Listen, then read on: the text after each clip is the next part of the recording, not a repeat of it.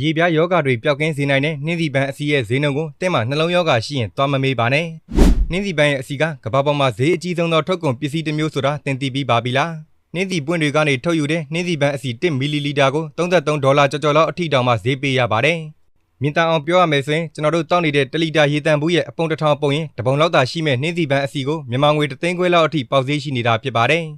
နှင်းစီပွင့်တွေကနေနှင်းစီပန်းအစီကိုထုတ်ယူတဲ့နီလန်ကရေနွေးငွေနဲ့ပေါင်းပြီးတော့ထုတ်ယူတာဖြစ်ပါတယ်နှင်းစီပန်းအစီဟာကျန်းမာရေးအတွက်အရန်ကိုအထောက်အကူပြုတာကြောင့်လူကြိုက်များကြပါတယ်နှင်းစီအစီဟာအဆိုဓာတ်ထိန်းခြင်းပျော်ပြောင်းခြင်းနဲ့တောက်ပစေတဲ့ဂုဏ်သက်တရှိတာကြောင့်၆တွေ့သောထိခိုက်လွယ်သောနောက်ပြီးအုံမင်းရင်းရော်သောအသားအရည်အတွက်တုပ်လိန်အသုံးပြုကြပါတယ်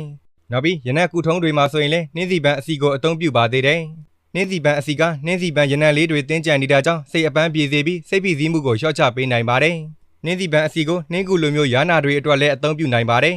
ဒါအပြင်နှင်းစီပန်းအစီစစ်မယ်ဆိုရင်ဝက်ချံတွေပိုးသက်ဆေးတွေထိမိလို့ဓာတ်မတည့်ပဲရာရန်တာရောင်ရမ်းတာတွေအတွက်လည်းကုစားနိုင်တယ်လို့သိရပါတယ်ရေမွေးထုတ်လို့ရမှာလည်းအသုံးပြုတဲ့နှင်းစီပန်းအစီကပါဇက်တဲဝင်သွားရင်တော့အစိတ်ဖြစ်စေနိုင်တာကြောင့်သတိပြုဖို့တော့လိုအပ်ပါလိမ့်မယ်